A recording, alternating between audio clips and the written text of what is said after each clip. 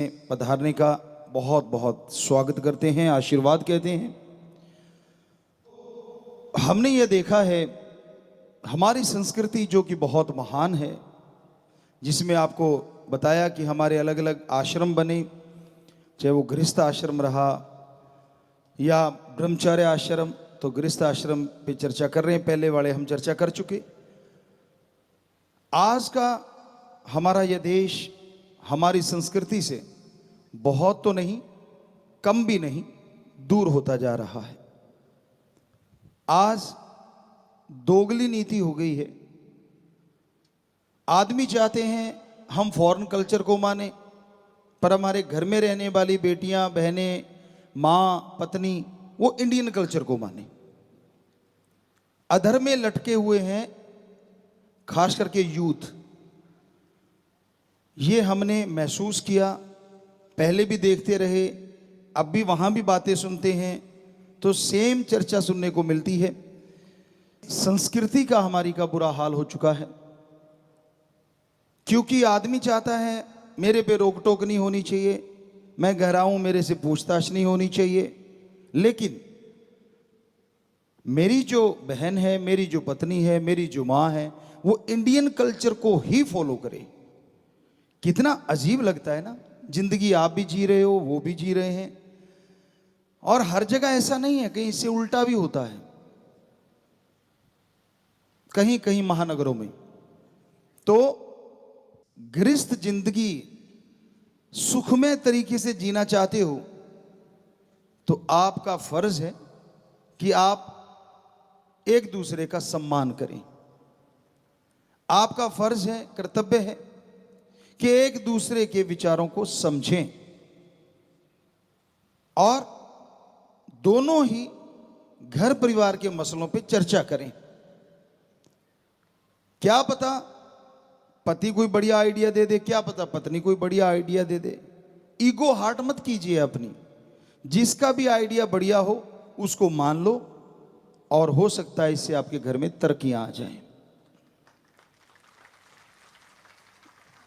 कई बार ये होता है कि पति कहता है मेरे को सब आता है, मैंने नहीं पूछना कुछ भी, मैं सब जानता हूं।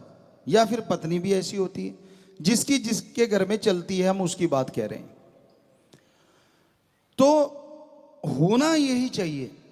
अगर आपके माँ बाप हैं तो शामिल उनको भी कर लीजिए, बुजुर्ग हैं, मानी बात। आज के दौर का कम पता है, ये भी मानी बात। लेकिन उम्र एक ऐसी किताब है जो वो सिखा देती है, दुनिया की किसी किताब से आप नहीं सीख सकते। उनकी जिंदगी का जो तजुर्बा है, उनकी की जिंदगी के वो मरहले, वो पल जो उन्होंने गुजारे हैं, अभी तो आप उनके आसपास ही नहीं पहुंच पाए होंगे। जितना समय उन्होंने दुनिया में विचर के देखा, तो क्यों ना अपने घर में बैठे उन उस्तादों से, यानी आपके माँ बाप, अगर दादा दादी है तो आप और भी लक्की हैं, क्योंकि उनकी उम्र और ज्यादा होगी। तो उम्र जो सिखाती है वो कोई टीचर, मास्टर, लेक्चरर नहीं सिखा सकता। ये हमारा तजुर्बा है, अनुभव है। तो पिछली बार हमने रोका था कि 2 घंटे मोबाइल ना सुना करो। उसके बाद अब आके देखा तो इतने बच्चों के मैसेज आए हुए हैं। एक बच्चे ने तो लाइव में ही बोला था कि गुरुजी मैं बाहर ढूंढा करता था, कोई अच्छा उस्ताद मिल जाए, कोई टीचर मिल जाए, कोई मास्टर मिल जाए, जिसकी मैं बात सुनूं और मेरी समस्या का हल हो जाए। लेकिन जैसे आपने कहा कि 2 घंटे मोबाइल ना सुना करो, 2 घंटे मोबाइल छोड़ दो, घर वालों से बात किया करो, तो कहता 2 दिन में मुझे पता चला कि जो मैं बाहर ढूंढ रहा था, मेरे मम्मी पापा, दादा दादी, वो उस्ताद निकले जो मेरी कल्पना से परे थे, और उन्होंने मेरा वो मार्गदर्शन किया जो मैं सोच भी नहीं सकता था। इससे हमारे वो जो परिवार थे ना, जो पहले इकट्ठे रहा करते थे, वो भी फिर से इकट्ठे हो जाएंगे। आज एकला चलो, कारण भी है उसके, कुछ नौकरी पेशा पे लग गए। अब पति लग गया तो पत्नी वहां जाएगी, पत्नी लग गई तो पति चला जाता है। सो परिवार बहुत ही बिखर गए हैं।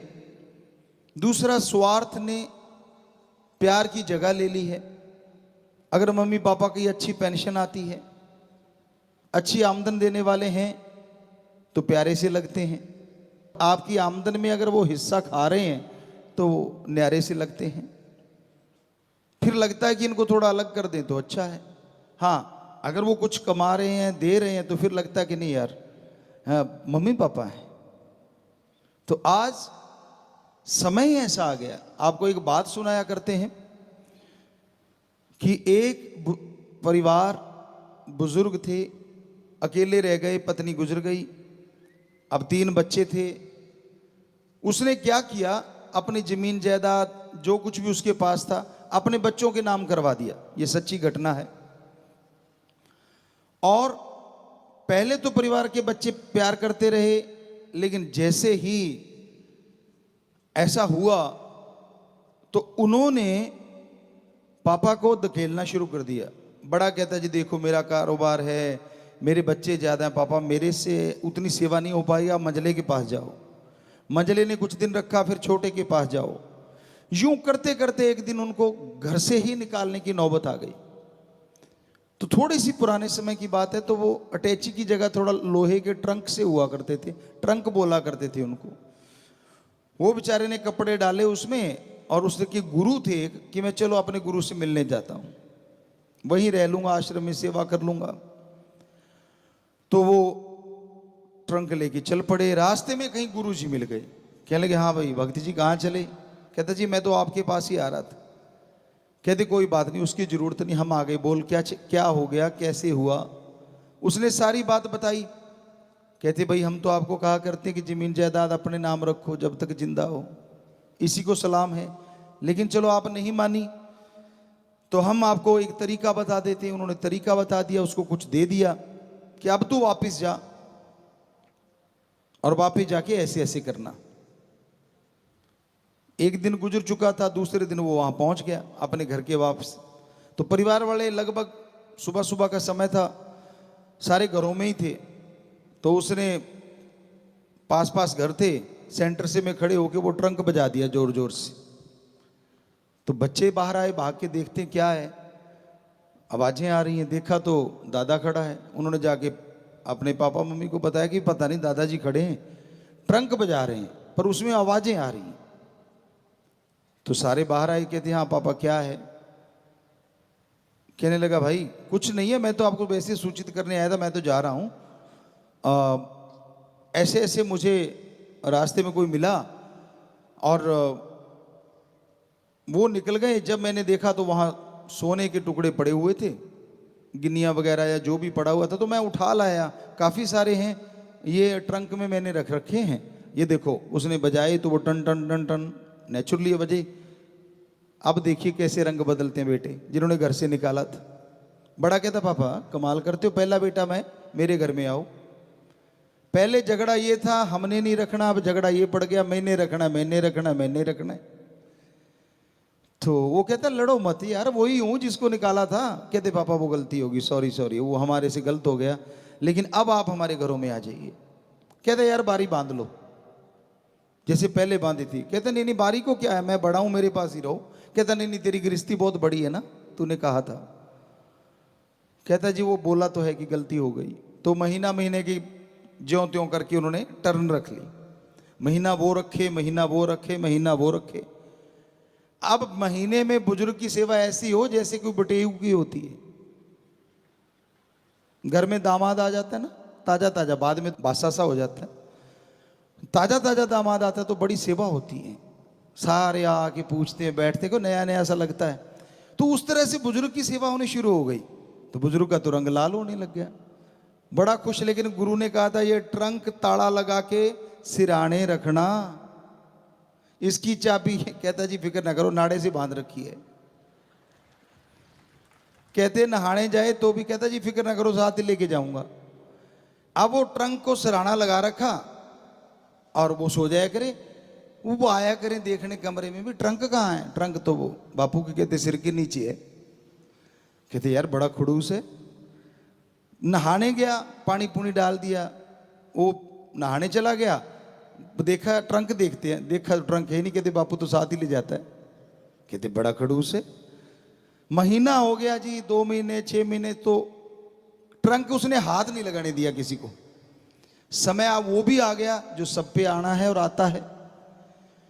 इस दुनिया से विदा लेने की, रुखसत लेने का समय आ गया, तो बुजुर्ग ने सब परिवार को बुला लिया कि भाई आ जाओ, मैं तो जा रहा हूं। क्योंकि जो राम नाम को मानने वाले हैं, हमारे पवित्र वेदों में भी लिखा है और हमने तजुर्बे में भी बहुत देखा है कि उनको पहले आभास हो ही जाता है, किसी को 7 दिन, किसी को महीना, किसी को 2 महीने, की मैंने इस दुनिया से जाना है। यहां भी हमने लाखों अपने बच्चों को देखा ऐसे।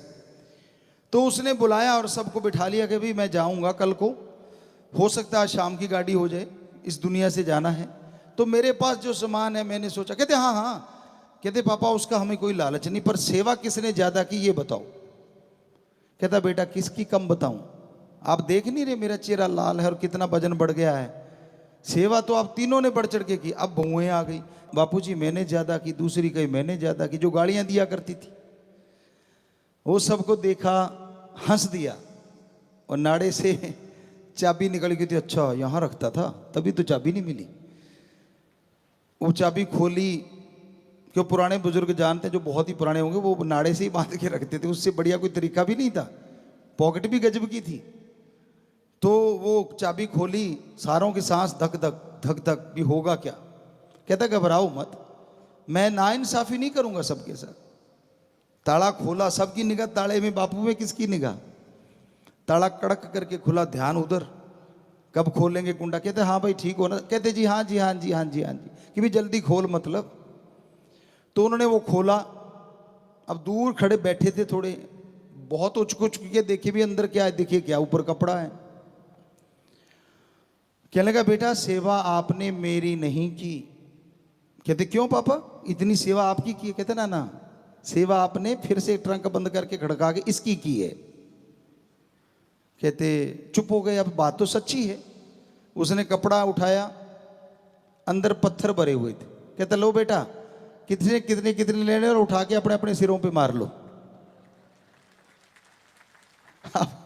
सारे सारे हक्के बक्के रह गए, एक दूसरे को देखे भी, यार ये तो अपना भी उस्ताद निकला।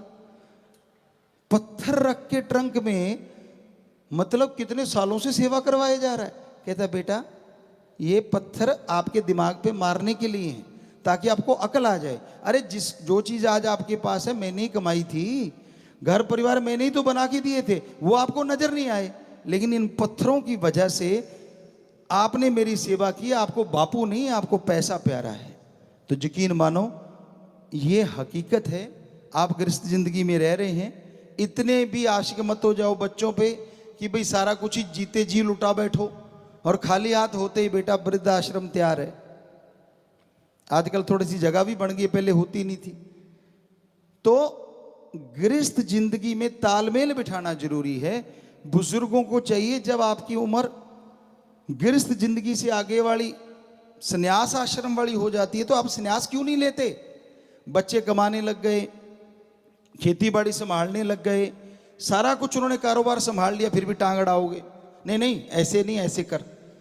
आप आराम से कहो बेटा तू संभाल, मेरे को जिंदगी का तजर्बा है, तेरे को अगर चाहिए तो मेरे से कोई राय ले लेना, नहीं तो बेटा तू जाने, तेरा काम जाने। और आप राम नाम गाइए, ये कहते हैं पवित्र वेद की। उस टाइम ये होता है कि आप राम नाम गाएं। और फिर लास्ट में वानप्रस्थ होता था, वन में जाइए और वहां जाके पूरा टाइम जो मिलता है वो भगवान को ही समर्पित कर दीजिए या समाज सेवा को समर्पित कर दीजिए। लेकिन आज तो गृहस्थ जिंदगी ही चल रही है शुरू से ही, क्योंकि ब्रह्मचर्य भी नहीं रहा और वानप्रस्थ या संन्यास का तो कोई मतलब ही नहीं है। सीधा गृहस्थ जिंदगी शुरू हो जाती है और बस दे दनादन, पीछा ही नहीं छोड़ते। तो इसलिए घरों में झगड़े होते हैं, इसलिए घरों में परेशानियां आती हैं, मुश्किलें आती हैं। तो आप गृहस्थ जिंदगी में रहते हुए तालमेल बिठा के रखें। बच्चे बिगड़ रहे हैं, उसका कारण कहीं ना कहीं आप भी होते हैं। कल भी हमने बोला था, जो आप बच्चों को समय नहीं देते। आपका समय बिजनेस के लिए, आपका समय यार दोस्त मित्रों के लिए होता है, आपका समय गपशप मारने के लिए होता है, एंजॉय के लिए होता है। तो थोड़ा सा समय बच्चों के लिए क्यों नहीं? उनको अच्छे संस्कार दो। आपका समय उनको ये कहने के लिए होता है कि भाई अच्छे नंबर ना आए तो मेरी नाक ना कटवा देना, पर क्या कभी आपके पास ये समय होता है कि उनको फॉलो करो? टीचरों से पूछते रहो 5वें 7वें दूसरे दिन कि भाई मेरा बेटा कैसा चल रहा है, स्कूल में आता है कि नहीं आता, कॉलेज में आता है कि नहीं आता, क्या वो स्टडी सही कर रहा है, कहीं संग सोबत बुरा तो नहीं उसका? क्या ये तकलीफ उठाते हैं आप? अगर ये उठाते हैं फिर नंबर वो अच्छे ना लाए तो उसकी गलती है, और अगर आप ये फॉलो नहीं करते तो वो नंबर कम ला रहा है तो इसमें गलती आपकी भी तो बहुत बड़ी है ना, क्योंकि उसकी तो कच्ची उम्र है, तजुर्बा आपको है उम्र का, लेकिन आपने उसको संभालने की जहमत नहीं उठाई, तकलीफ ही नहीं उठाई। तो गृहस्थ जिंदगी एक तरह का समझौता भी है। पति पत्नी एक दूसरे का सत्कार करें। अब पति अगर ये चाहता है कि मेरे माँ बाप का सत्कार हो, तो आप अपनी पत्नी के माँ बाप का भी सत्कार करो ना। आप उनसे अगर ये उम्मीद रखते हैं कि वो आपके माँ बाप को अपने माँ बाप की तरह अपना ले, तो आप भी उनके माँ बाप को अपने माँ बाप की तरह अपनाओ ना। और वो घर छोड़ के आई है, परिवार छोड़ के आई है, आप तो उसी घर में हैं जिसमें संस्कार लिए हैं, तो आपका फर्ज बनता है ना उसका साथ देना। लेकिन आप तो कहते नहीं, बच्चा वो पैदा करे, 9 महीने पेट में रखे, नाम आपका चलेगा, सरनेम वो मेरा होना चाहिए। कई पुराने टाइम में तो गोद भी नहीं उठाते थे, कहते इसमें कहेंगे यार ये तो पत्नी का गुलाम है। 9 महीने उसने पेट में रखा। आपको लगता है छोटी बात है? 2 ईंट बांध के 3 दिन पेट पे 2 ईंट बांध लो और 3 दिन सो के देख लो, पता चल जाएगा तकलीफ क्या होती है। बेचारी ने कितनी तकलीफ सही होगी, कितना दर्द सहा उसने। और जब बच्चा पैदा होता है तो मर के जीना, ये पवित्र वेद भी कहते हैं, और हमारा अनुभव भी हमने देखा है, बिल्कुल मर के जीने जैसा वो समय होता है। तो उसने सारी तकलीफें झेली, आपके वंश को पैदा किया, लेकिन आप क्या तगमा देते हैं कि तू ही उठा, तू ही पाल पोस। आप उसमें दखल ज्यादा देने को तैयार नहीं होते, क्योंकि यार कहेंगे यार ये तो पत्नी का गुलाम है। नहीं, मर्दानगी तब है कि उसने पैदा किया, उसने आपके वंश को अपने गर्भ में धारण करके रखा, 9 महीने बोझ उठाया, कम से कम कुछ बोझ तो उसका हल्का कर दिया करो। क्या हो जाएगा अगर उसके लिए एक कप दूध कप बना के दे दोगे? कोई तगमा थोड़ी ना उतर जाएगा कंधे से। लेकिन आपकी मर्दानगी खराब हो रही है।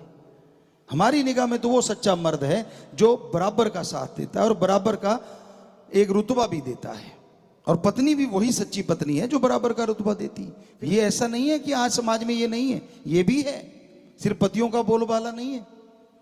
कोटा साइड में हम एक जगह गए थे, अब बात याद आ गई, बुरा ना मानना बेटियों।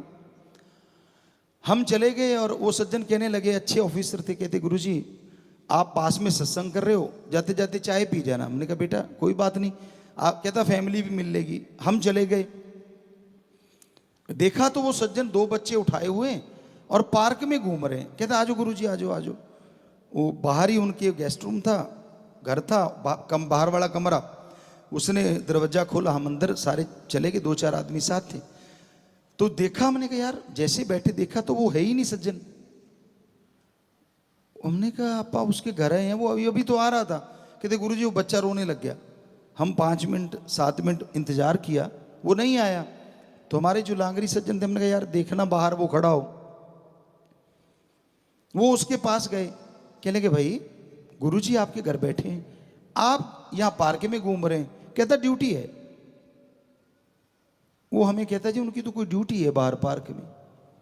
हमने कहा यार ये कौन सी ड्यूटी है जो पार्क में घूम रहे? कहते नहीं वो कह रहा है ड्यूटी है। इतने में वो उनके घर से जो बिटिया थी वो आ गई, उनकी पत्नी। तो वो चाय लेके आ गई, वो भी गुरुमंत्र लिया हुआ था। कहते गुरुजी प्रणाम। हमने कहा बेटा बोलो। ठीक है। हमने कहा बेटा वो आ ही नहीं रहे आपके पति देव, बाहर पार्क में घूम रहे। कहते गुरुजी उनकी ड्यूटी है। यार ये कौन सी ड्यूटी हुई? ये दफ्तर में जाते हैं, ये तो मानी बात की उनकी ड्यूटी है, ये पार्क में घूमने वाली कौन सी ड्यूटी है? कहती कोई नहीं मैं बुला लेती हूँ। उन्होंने गेट खोला, आवाज दी, कहती आजो आजो। वो आ गया। हमने कहा बेटा बाकी बातें बाद में। भाई आज तक हमारी इतनी उम्र हो गई, हमने ये ड्यूटी नहीं देखी जो पार्क वाली है। तो थोड़ा सा हमें समझा दो ये ड्यूटी है क्या? कहती गुरुजी, उसने इधर उधर देखा, ज्यादा लोग तो नहीं, ज्यादा नहीं थे क्योंकि 1-2 जने ही थे। कहने लगे गुरुजी मैंने ही कहा था कि भाई ये बच्चे आप नहीं संभालने और बाहर रहना है जब तक मैं कहूँ ना, तो बच्चों की ड्यूटी आपकी है। तो हमने कहा हम तो घर आ गए थे। कहते गुरुजी इन्होंने कहा नहीं ना आने को, जब तक ये कहेंगे नहीं मेरी ड्यूटी तो चल रही है। हमने कहा वाह बेटा।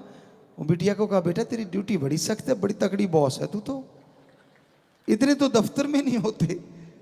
कहते नहीं गुरुजी ऐसे ठीक भी नहीं आते, धीरे से बोलिए। तो बेटा बेटियों आप भी ऐसा ना किया करो अगर किसी के ऐसा है। और बेटों को तो कह ही चुके हैं कि नहीं करना चाहिए, बराबर का आप हिस्सेदार मानिए।